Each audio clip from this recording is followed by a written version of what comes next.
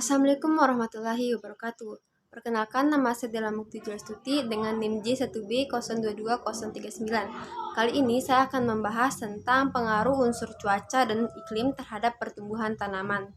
Adapun unsur iklim yang akan saya bahas pada kali ini yaitu 1. Radiasi sinar matahari, 2. Suhu atau temperatur, 3. Tekanan udara, 4. Kelembapan udara, 5. Hujan, dan 6. Angin. Unsur pertama yang akan saya bahas yaitu radiasi sinar matahari. Radiasi matahari yang diintersepsikan oleh tanaman kedelai pada kondisi cekaman kekeringan dapat menurunkan hingga 50%. Penurunan ini berdampak pada terhambatnya pertumbuhan tanaman, menyebabkan tanaman menjadi kerdil, tinggi tanaman kedelai menurun, dengan meningkatnya cekaman kekeringan.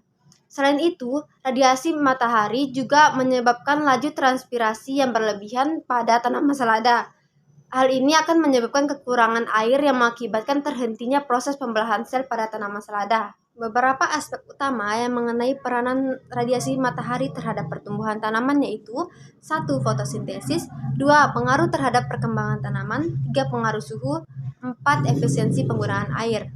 Unsur kedua yang akan saya bahas yaitu suhu udara. Suhu berpengaruh terhadap fisiologi tanaman, antara lain yaitu mempengaruhi kerja enzim.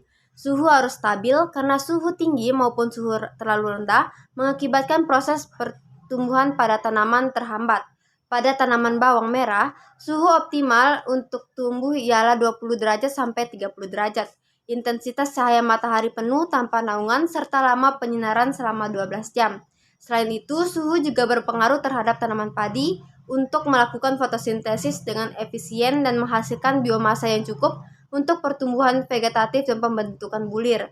Suhu yang terlalu tinggi menyebabkan kerusakan jaringan pada tanaman, sementara suhu rendah dapat menghambat perkembangan benih dan pertumbuhan tanaman. Unsur ketiga yaitu tekanan udara. Pada tanaman kacang, memiliki akar yang dalam dan sensitif terhadap perubahan tekanan udara dalam tanah. Pada tekanan udara turun mendekati permukaan tanah menandakan akan terjadi hujan. Tanaman kacang-kacang seringkali meningkatkan penyerapan air dan nutrisi dari tanah sehingga respon terhadap perubahan cuaca yang akan mendatang. Unsur keempat yaitu angin. Kecepatan angin tidak memiliki dampak signifikan terhadap pertumbuhan jeruk siam, tetapi lebih berdampak pada produktivitas tanaman seperti membantu penyuplaian karbon dioksida, membantu penyebaran udara pada area tanaman, terjadi kerontokan bunga dan buah, dan pengeringan lebih cepat.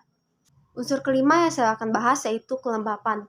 Kelembapan banyak mempengaruhi sebaran akar tanaman termasuk pada tanaman kelapa sawit. Hasil penelitian Nazari menyatakan bahwa pertumbuhan akar dipengaruhi secara langsung dan tidak langsung oleh kelembapan. Selain itu, kelembapan juga mempengaruhi unsur hara yang ada di lapisan atas ke lapisan dalam tanah. Unsur keenam yaitu hujan atau curah hujan. Pengaruh curah hujan terhadap produktivitas tanaman ubi kayu berkaitan erat dengan cadangan air yang ada di dalam tanah, di mana hal tersebut mendorong laju dekomposisi bahan organik, pembentukan struktur tanah sehingga penetrasi akar tanaman ubi kayu lebih dalam dan mampu mendapatkan unsur hara yang lebih. Dan curah hujan dapat mengurangi serangan hama. Tetapi apabila hujan terus-menerus dapat menyebabkan pembusukan bagian akar dan kondisi tanah tidak sesuai. Selain itu, hujan juga berpengaruh terhadap pertumbuhan dan produktivitas tanaman karet. Hujan juga cukup dapat menyediakan kelembapan bagi tanaman. Namun, hujan yang berlebihan dapat menyebabkan genangan air yang berpotensi merusak akar dan menyebabkan penyakit. Hujan memberikan air yang diperlukan untuk fotosintesis dan pertumbuhan tanaman. Hujan juga dapat mengandung nutrisi yang larut dalam air, seperti nitrogen, fosfor, dan kalium yang diperlukan oleh tanaman untuk pertumbuhan yang sehat. Namun, curah hujan yang berlebihan dapat menyebabkan kerusakan pada tanaman. Sekian presentasi yang dapat saya sampaikan. Apabila ada kekurangan, saya mohon maaf. Wabillahi taufiq wal hidayah. Wassalamualaikum warahmatullahi wabarakatuh.